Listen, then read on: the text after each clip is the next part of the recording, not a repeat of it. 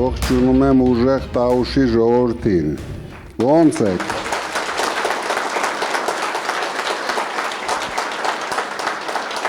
Դուք ապրում եք ինձ թվում է աշխարհի ամենահիասքանչ բնության մեջ։ Նույնիսկ շվեյցարացի կարող են երազել ապրել Իջևանում, Դիլիջանում, Նոյեմբերյանում ու ընդհանրապես ամբողջ Տաուշը բոլորս գիտենք մեր հայրենիքի ամենագեղեցիկ բնություն ունեցող շրջաններն են։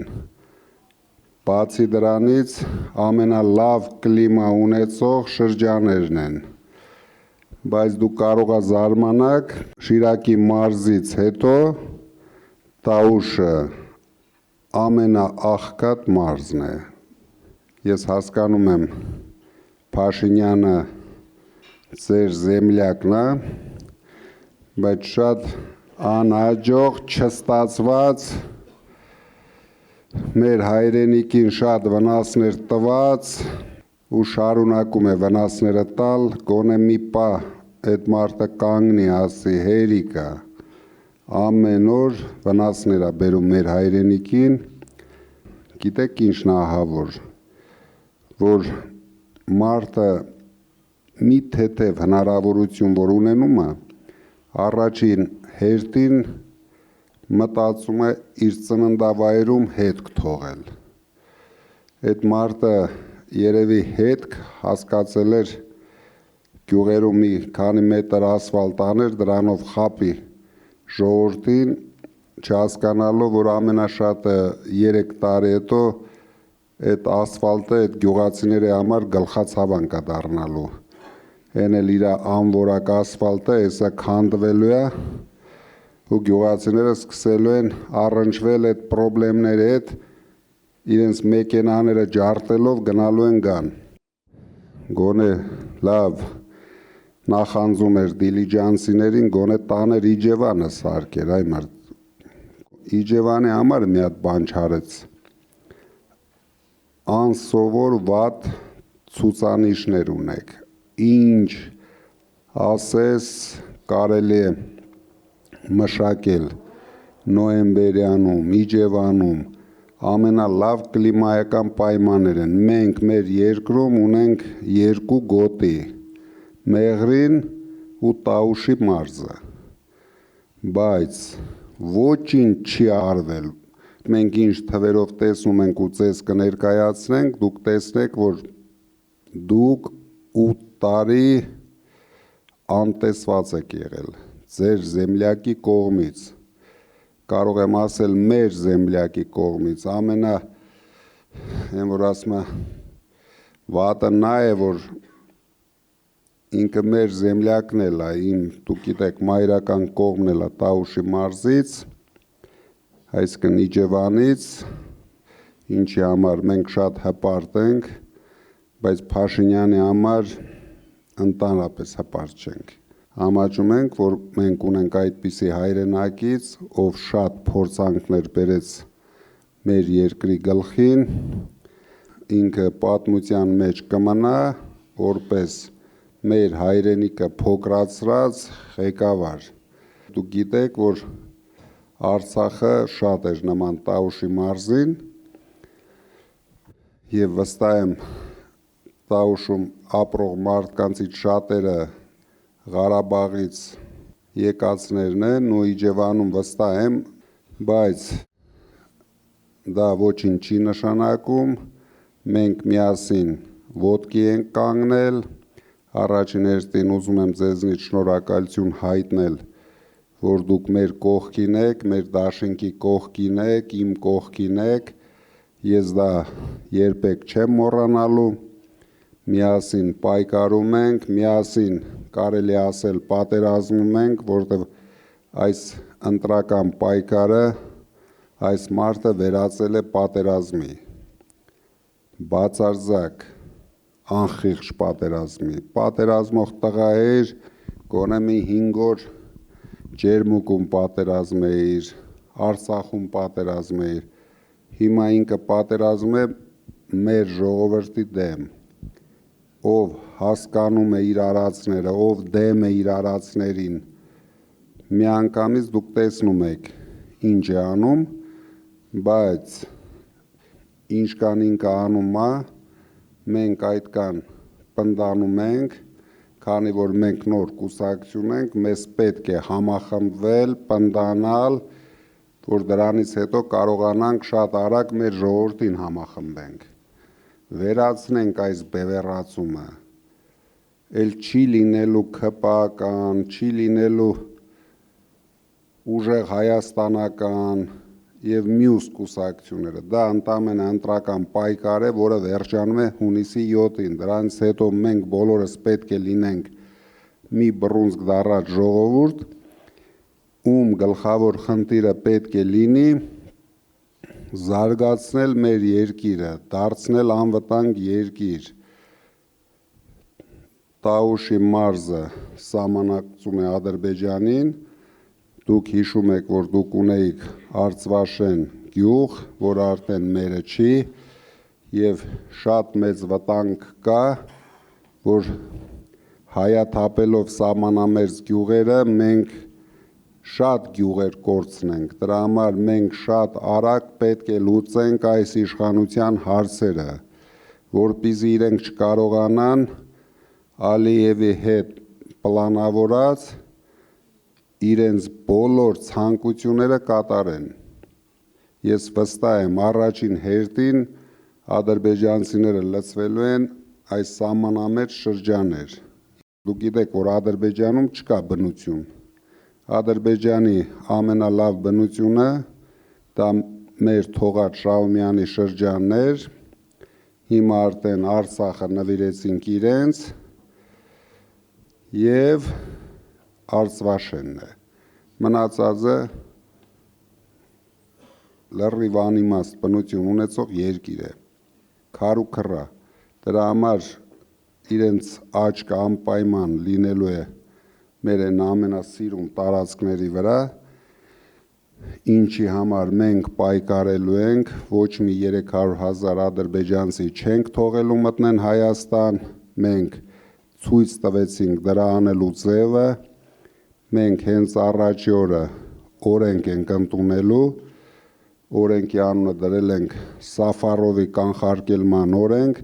որ ադրբեջանցիները հնարավորություն չունենան սկզբից զավթեն մեր սահմանամերձ գյուղերը, դրանից հետո դուք լավ գիտեք, դուք ապրել եք ադրբեջանցիների կողքին, շատ արագ բազմանալով երկրի ներսում, հենց ունեցան քանակային ինչ-որ լուրջ թվեր, իրենք պահանջելու են եւ շատ հեշտ հասնելու են ընդամենը մի հատ ռեֆերենդումով լուծելու են մեր պետության խնդիրները։ Մենք հենվում ենք Ադրբեջանի իշխանությունների արած հայտարարություններին։ Իրենք անում են հայտարարություն, որ պայմաններից մեկը 300,000 ադրբեջանցիների վերադարձն է իրենց պատմական հայրենիք, այսինքն մենք համարվում ենք ադրբեջանցիների պատմական հայրենիքը։ Իրենք իրենց հայրենիքը չունեն։ Հիմա ստացվում է, որ աչքները դրել են մեր երկրի վրա ու համարում են, որ էսի է իրանց պատմական հայրենիքը։ Բոլոր մարդիկ պետք է սխալները ուղղեն, որովհետև նորից չարիք կբերի մեր երկրի գլխին։ Այ մենք շուտով ամեն օր մեր ժողովուրդը իր մաշկի վրա կզգա նոր սխալ քայլերի հետևանքները։ Դրա համար ժողովուրդ ջան, դուք պետք է շատ ակտիվ լինեք, շատ ագրեսիվ լինեք, որովհետև բացի մեզանից, մեր ուժից չկա այնպիսի ուժ, որ կարողանա գոնե մոտենա այս խնդրի լուծմանը։ Միայն մենք ձեզ հետ կարող ենք ճանապարհել այս մարդուն, ինքը ես տեսնում եմ շատ մեծ հակումներ ունի դեպի Ադրբեջան գնալուն, չնայած ես ցանկանում եմ, որ ինքը վայելի իր ունեցվածքը Կանադայում, բայց տեսնում եմ աչքը միևնույն է Ադրբեջանի վրա է։ Բայց թող գնա Ադրբեջանում ինքը կլինի շատ էֆեկտիվ Հայաստանի համար։ Կսկսի զբաղվել Ադրբեջանի տուրիզմով, ջնջի Ադրբեջանը, գոնե մի հատ լավ բան անի մեր երկրի համար։ Մենք իրեն ոգևորելու ենք այդ ուղղությամբ գնալու համար, նույնիսկ պատրաստ ենք աջակցենք, միայն այս մարդը թողի մեզ հանգիստ, թողի մեր ժողովրդին հանգիստ, մեր պետությունը հանգիստ։ Երեք պատերազմ պարտվելով ինքը չի կարողանում վերականգնվել, չի հավատում, որ Հայաստանը կարող է լինել անկախ պետություն, Հայաստանը կարող է դառնալ ուժեղ պետություն, բայց մենք ձեզ հետ դրա համար ենք, որ ապացուցենք հակառակը, որ Հայաստանը շատ արագ կարող է վերականգնվել, շատ արագ կարող է դառնալ ուժեղ պետություն։ Միայն մեզ պետք է, որ մեր համախոհները վստահ լինեն իրենց ուժերի վրա, մենք գլխավոր խնդիր ենք դրել, տանենք բացարձակ հաղթանակ, ինչը որ ես վստահ եմ ունենալու ենք, ձեր օգնությամբ մենք ունենալու ենք, մենք Տաուշը պետք է դարձնենք ոչ թե Հայաստանի համար ամբողջ աշխարհի տուրիզմի կենտրոններից մեկը, մենք այսքան գլուխ են գովում Դիլիջան, բայց ինչ ենք արել Դիլիջանի համար, ոչ մի բան չենք արել, փոքր ինչ-որ կծկտուր, մի երկու հատ ռեստորան են բացել, բայց տուրիստներ չկան։ Հայաստան մտած տուրիստների ընդամենը 1% հասնում է Դիլիջան։ Դա թվերով որ ասեմ, օրը մի 100 մարդ, 100-150 մարդ են հասնում Դիլիջան, չի կարող զարգանալ շրջանը, մարզը, ունենալով այդքան հնարավորություններ 100, 500, 1000, դրանք միլիոնների պետք է հասնենք, պետք է այնպես զարգացնենք, դուք երևի գիտեք ու լսել եք կամ ունեք ձեր ձեռքի տակ մեր ծրագիրը $1 միլիարդ տուրիզմի համար, որից 500 միլիոնը մենք ուղարկելու ենք մարզերը, դուք էլ հասկանում եք, որ գլխավոր շահառուն այստեղ իր հնարավորություններով լինելու է Տաուշի մարզը։ Ընդամենը պետք է խրախուսել գյուղացուն, ինչը որ մենք անում ենք, զրո հարկ, ընտանիքներով զարգացնեն իրենց գյուղատնտեսությունը, զրո հարկ մուծելով, զրո ստուգումներ ունենալով, մարդիկ միայն պետք է մտածեն, աշխատեն, լավ գումար վաստակեն, իսկ հաջողակներ, ովքեր արդեն կարողանան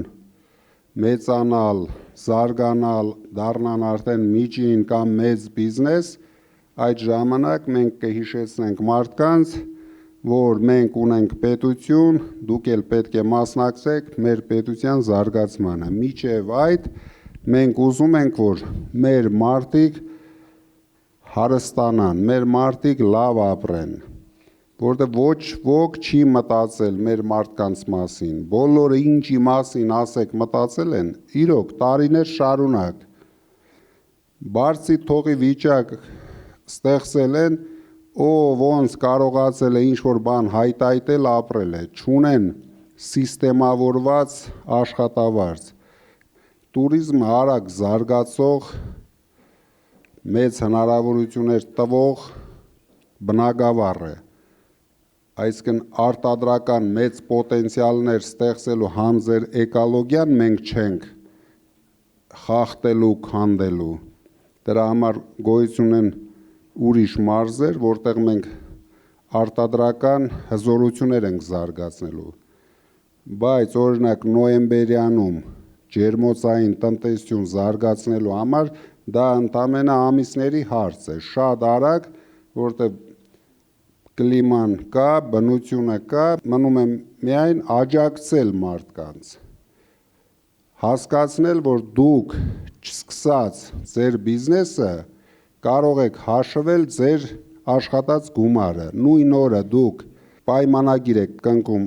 այն գիտեք կայանների հետ, որ մենք պետք է ստեղծենք,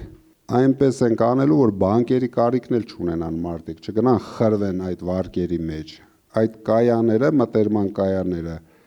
ապահովելու են թե պարարտանյութերով, թե դիզելով, թե ամեն ինչով, միայն մարդուն մնում է աշխատել, իր պայմանագիրը կնքել, հասկանալ տարվա վերջում ինչքան գումար ինքը ունի։ Դրա համար պետք է ամբողջությամբ մշակվեն հողերը։ Վերջ աշխարհում մենք տեսել ենք այնպիսի երկրներ, որ գյուղատնտեսությամբ դարել են աշխարհի առաջատար երկրները։ Շվեյցարիայի նման պետությունը գլխավոր ակցենտը դրել է փոքր միջին բիզնեսի վրա։ Ասենք Ռուսաստանից մեծ բյուջե ունի, բայց այդ բյուջեի 80%-ը ձևավորում է փոքր ու միջին բիզնեսը։ Այսինքն մարդիկ բոլորը զբաղված են, բոլորը աշխատանք ունեն, բոլորը մեծ գումարներ են վաստակում։ Հələ կլիմայական պայմանները մեր մոտ մի քանի անգամ ավելի լավ է Տաուշում, քան նույն Շվեյցարիայում։ Վստահեցնում եմ, դուք կարող եք վստահ խոսել, որ մենք շատ արագ Տաուշը դարձնելու ենք առանց աղքատության մարզ։ Մեր կառավարությունը լինելու է մեր ժողովրդի համար գումար վաստակող կառավարություն, ոչ թե պարտքերը կախեն պետության գլխին, ու մենք չգիտենք ինչի վրա այդ մարդը ծախսել 8.5 միլիարդ դոլարի, ինքը ասավ զենք են առել։ Հիմա վաղն էլ գնայենք ինչ զենք են առել, ինչ գներով են հետո գնայենք առել։ Դա է ամենակարևորը։ Ինչ գներով առել են զենք։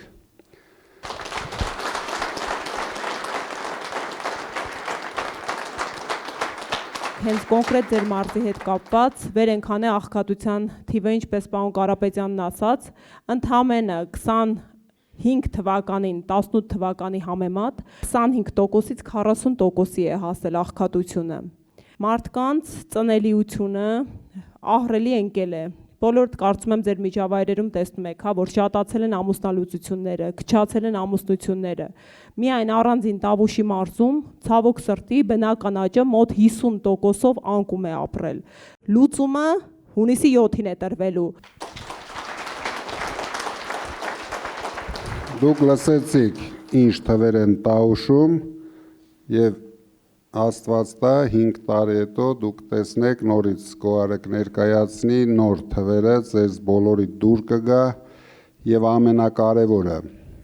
այն ծրագրերը, ինչը որ մենք ասում ենք, թե 300,000 աշխատատեղը, թե 1 միլիարդ դոլար տուրիզմի համար, բոլոր ծրագրերը, թե կայանների ստեղծումը պետական բյուջեն մասնակցելու է մինիմում 10-ից 20%։ Մնացած գումարները դա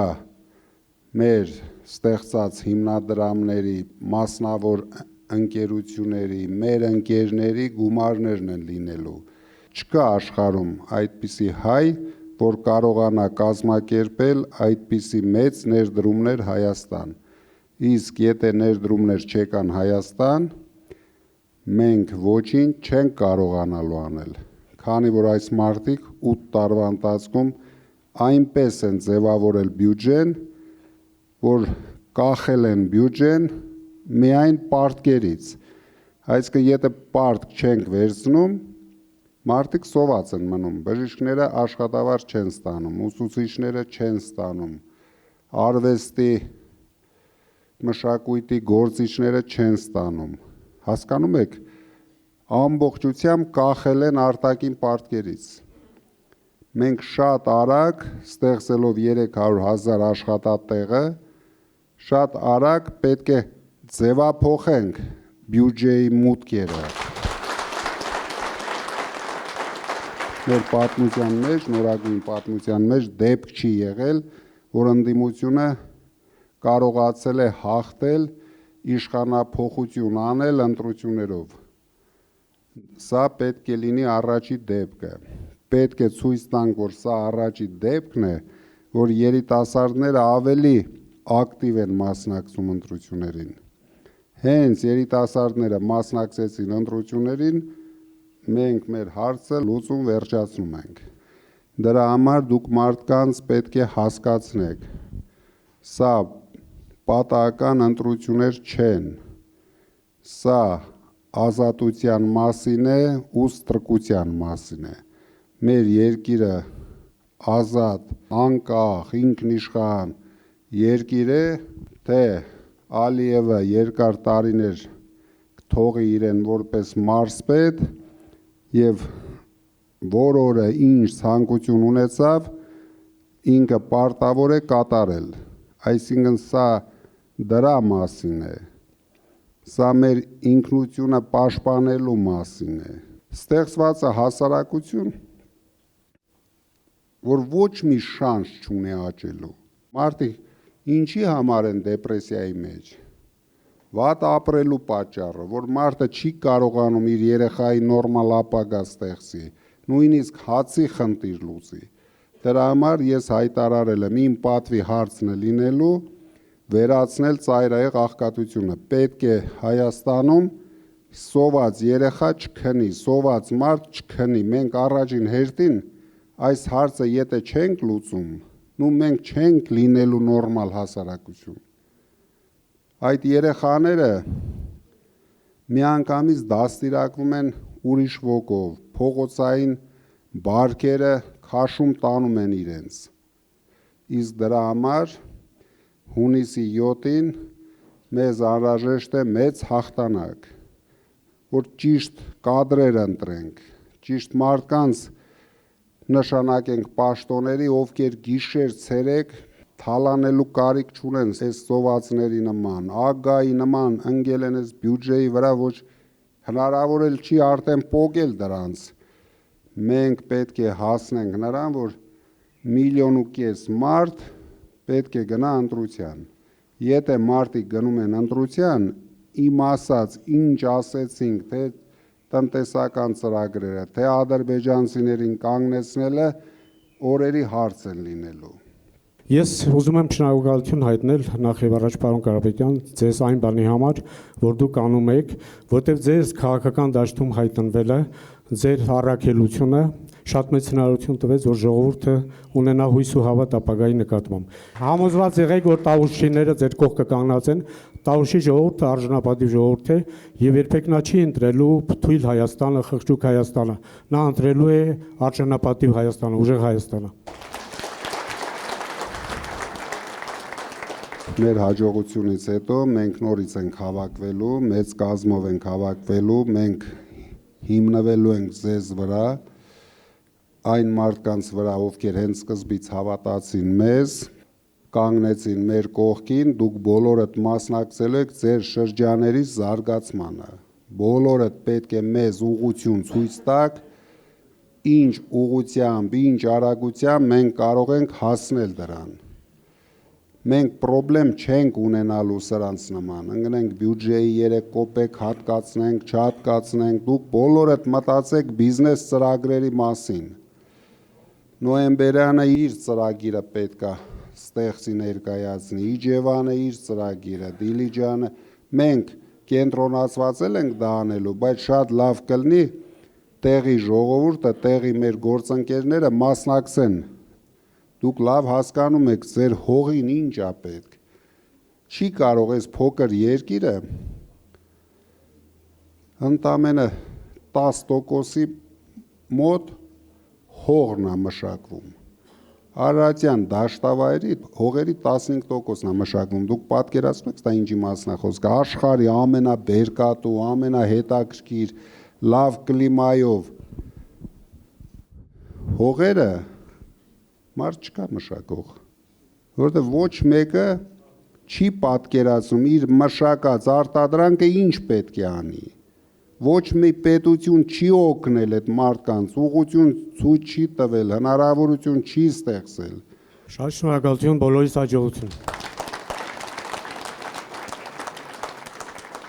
Ողջունում եմ ձեզ, պարոն վարչապետ, միամիտ չեմ ասում այս խոսքը։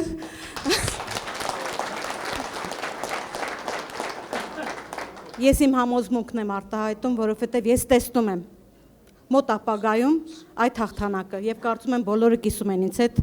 այդ հավատը։ Մենք հավատում ենք ձեզ։ Վերջապես հայտնվեց մեր կյանքում այնպիսի մեկը, որը հասկացավ, որ ազգին եւ ժողովրդին գալիս է ծառայելու։ Դրա համար շնորհակալ եմ ձեր ողջ գաղափարախոսությունը։ Շատ շնորհակալ։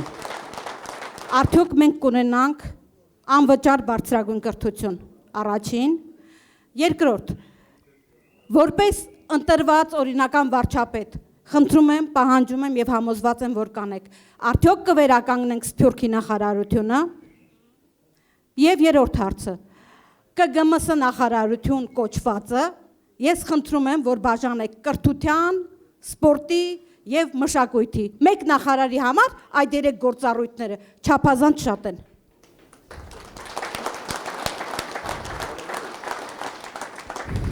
Դուք մի կասկածեք իմ կառավարչական տաղանդների վրա։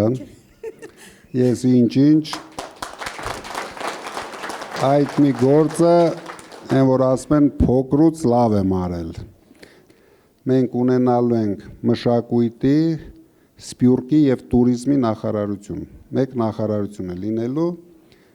բացատրեմ։ Մենք ծով չունենք։ Մենք ունենք աշխարհին ցույց տալու որ մենք առաջին քրիստոնեական երկիրն ենք, պետք է ամբողջ աշխարհի քրիստոնեության կենտրոնը տեղափոխենք Հայաստան։ Իսկ դրա համար մեզ պետք են արագ վերականգնել մեր բոլոր եկեղեցիները, բոլորը մենք արդեն վեապարեց սկսել ենք քայլեր անել, դուք գիտեք, Էջմիածին ամբողջությամբ վերակառուցել ենք, վերականգնել ենք, հերթով պետք է գնանք, մենք աշխարհին դա ունենք ցույց տալու, մենք աշխարհին ունենք ցույց տալու Տաուշի մարզը, մենք աշխարհին ունենք ցույց տալու Սյունիքը, Վայոց ձորը, ինչը լավ ունենք, մենք պետք է կարողանանք աշխարհին ցույց տանք, ու դա կարող ենք անել ավելի շատ Սփյուռքի միջոցով, բայց լավ կյանք Սփյուռքի համար պետք է ապահովենք, որովհետև մենք ունենք 7 միլիոն սփյուռք, Հայաստանը կսկսի նորմալ, ակտիվ կյանք ունենալ, մարզերը կսկսեն զարգանալ, եթե մենք ունենանք մինչև 5 միլիոն ռեալ տուրիստներ։ Դրա համար օգտագործելու ենք մշակույթի հնարավորությունները, սփյուռքի հնարավորությունները զարգացնելու туриզմը։ Շնորհակալ եմ եւ բարձրագույն կրթության, եթե հնարավորությունը կա, որովհետև գիտեմ, որ Վրաստանում արդեն անվճար է բարձրագույն կրթությունը։ Մեր մոտ էլ անպայման անվճար է լինելու, մենք ոչ միայն անվճար ենք անելու, նույնիսկ լավ առաջադիմություն ունեցող ուսանողներին առանձին խրախուսելու ենք։ Ես չգիտեմ, դուք գիտեք թե չէ, պոլիտեխնիկական համալսարանում մենք հատուկ ստեղծեցինք ծրագիր, ամբողջությամբ կահավորեցինք մի մասնաշենքը նոր տեխնոլոգիաներով էներգետիկայի մասնաճյուղը հագեցրեցինք եւ բոլոր լավ առաջադիմություն ունեցող ուսանողներին ամիսը ինչքան հիշում եմ ես հատկացնում եմ $500 դուք չեք պատկերացնում ինչ տեմպով սկսեցին աճել այդ գերազանցիկ ուսանողները մենք դա խրախուսել ենք այդ երիտասարդներն են լինելու մեր ապագան, մենք սպորտի բնագավառը խրախուսելու ենք, կրթությունը խրախուսելու ենք, մինչև մարդը չհասկանա, որ սա է լինելու իր ապրուստի միջոցը, չի նվիրվի դրան։ Մի կասկածեք, անելու ենք, ավելի լավ ենք անելու, քան հարևան երկրում, ավելի պատվով ենք անելու, եւ ամենակարևորը սկսելու ենք մանկավարժներից։ Դրա համար մենք հայտարարեցինք, որ մանկավարժների աշխատավարձերը կբարձրանան 150%-ով։ Ոչ միայն մանկավարժների, մշակույթի աշխատողների, նայեցինք բժիշկների, բոլորին անելու ենք։ Մենք որ ասում ենք արժանապատիվ աշխատավարձ, դա նկատի ունենք, որ մարդը ոչ թե գոյատևի իր ստացած գումարով, ինքը կարողանա իր երեխաների հարցերը լուծի, ուսանող երեխաներին Երևանում պահի, բայց մենք ամեն ինչը մոտեցնելու ենք մարզեր, մենք այս Երևանակենտրոնը լիցկա թափելու ենք, որտեղ Երևանը այսօր, ու երևի դուք որ եկել եք, զգացել եք, քաղաքը արդեն կանգնում է, ոչ մի ինֆրաստրուկտուրա չի համապատասխանում այս քաղաքին։ Դրա համար գնալու ենք մարզեր, բոլորն էլ հաճույքով կգան կապրենք աշխատեն Դիլիջանում, Իջևանում, Նոյեմբերյանում, Բերդում, բայց խիբդի չանեն։ Այսինքն այդպիսի օդ շնչելու հնարավորություն ենք տա, դուք գիտեք Երևանում օդ չկա։ Դրա համար սա գնալու են մարզեր, վայելեն մեր երկիրը, մեր հայրենիքը, մեր հայրենիքի բնությունը, բոլորը։ Շատ խնդրելու եմ, որ մանկավարժական համալսարանը դառնա հատուկ կարգավիճակի համալսարան, որովհետև մեզ պետք են շատ լավ մանկավարժներ, մեզ պետք է հրաշալի կրթություն, իսկ այսօր մանկավարժական համալսարան գնում են, ինչ որտեղ չգնացող ուսանողները։ Դրան մենք ուրիշ լուծում ենք տալու, մենք հասնելու ենք նրան, որ աշխարհի բոլոր բրենդովի համալսարանները Հայաստանում ներկայացվեն։ Ես տարիներ շարունակ, դա երևի մենք չենք ասում ու չենք ասել 15 թվականից երևի տարին 3.5 միլիոն դոլար հատկացրել եմ, որ տաղանդավոր հայ երիտասարդները սովորեն արտասահմանի լավագույն վուզերում։ Ամեն տարի մոտ 100 երիտասարդ մենք ֆինանսավորում ենք, որ սովորեն, կարող եմ ձեզ ասել, վստահ եղեք, որ իրենք էլ դրա մասին չգիտեն։ Դա մենք միշտ պահել ենք, միշտ չենք ռեկլամարել մեր արածները, բայց ես ամեն տարի դա արել եմ, բայց ֆասադին ուրիշ մարդիկ են եղել, ներկայացվել է ոչ մեր կողմից։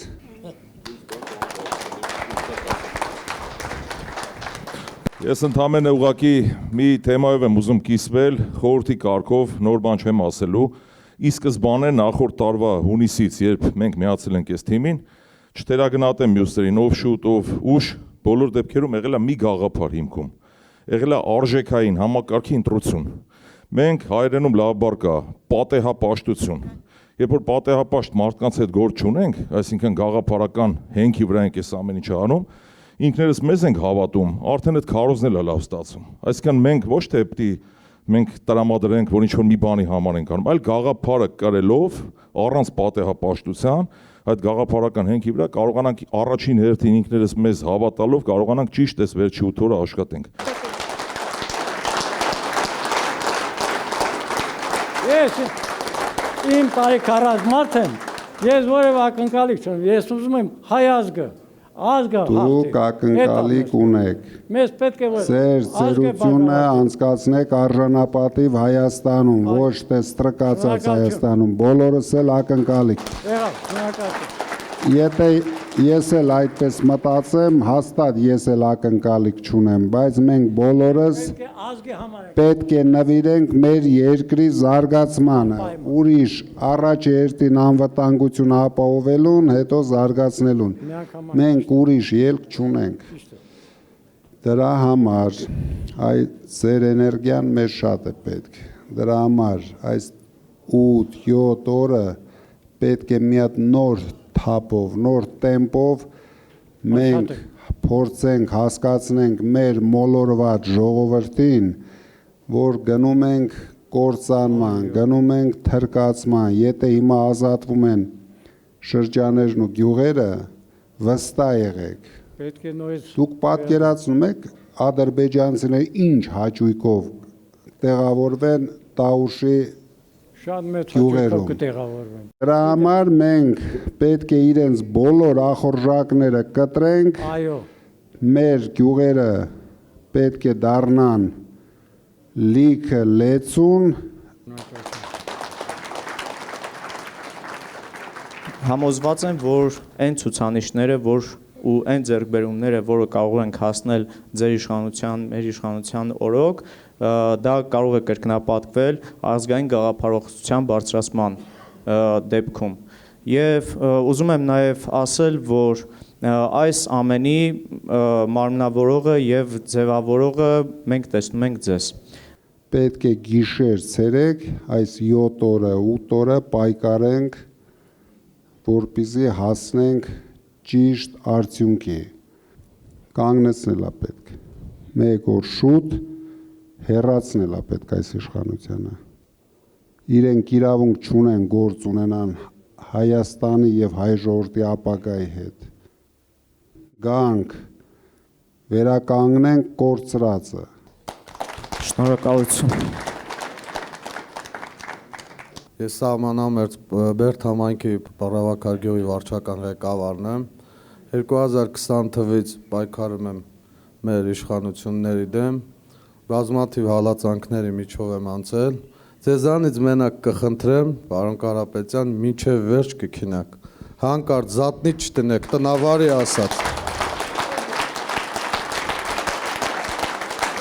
Ինչ ասեր, այդ մի բանը պիտի չասեր։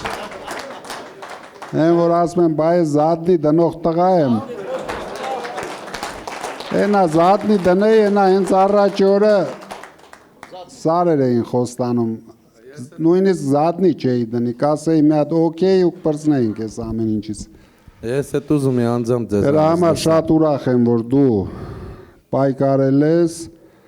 մինչև հիմա պայքարում ես, դու կհաղթես, հանգիստ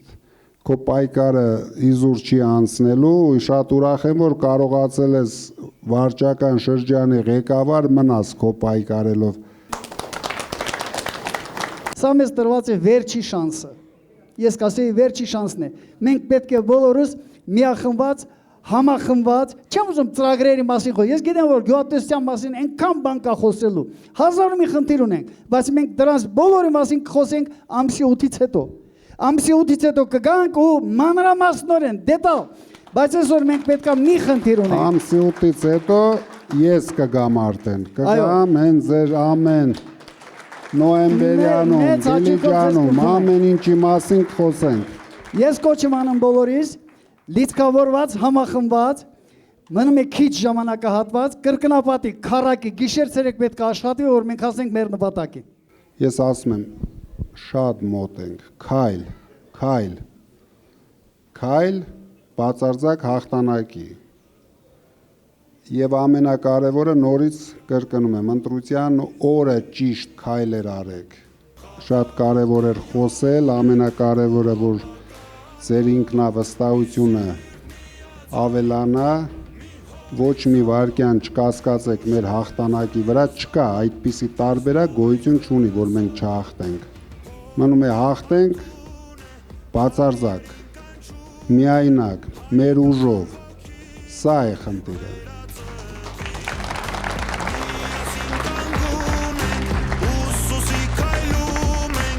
Եթե թույլ կտա, պարոն Կարապետյանը, ես էլ էի ուզում երկու խոսք ասեի, նախ շատ շնորհակալ եմ, որ դուք այսօր այստեղ եք, մեր բոլորս միասին ենք։ Ուզում ենք ձեզ փոխանցենք ամենակարևորը՝ միասնության պատգամը, որ բոլորս միասին, միահամուռ, ամբողջ հայ ազգը համախմբելով գնանք ընտրության։ Անկախ նրանից, թե Հայաստանի քաղաքացիները որ երկրում են ապրում, մենք բոլորս պիտի գնանք ընտրությունների, քարոզենք ընտրությունների գնալը, ինչպես մենք ասում ենք ամեն օր, որ ադրբեջանցիները չգան։ Պիտի գնանք ընտրությունների, որ 300,000 ադրբեջանցի չգան Հայաստան։ Պիտի գնանք ընտրությունների, որ մեր հայրենիքը պատառ չհանձնեն եւ պիտի գնանք ընտրությունների, որ հայ մնանք։ Ամենակարևորը։ Շնորհակալ ենք։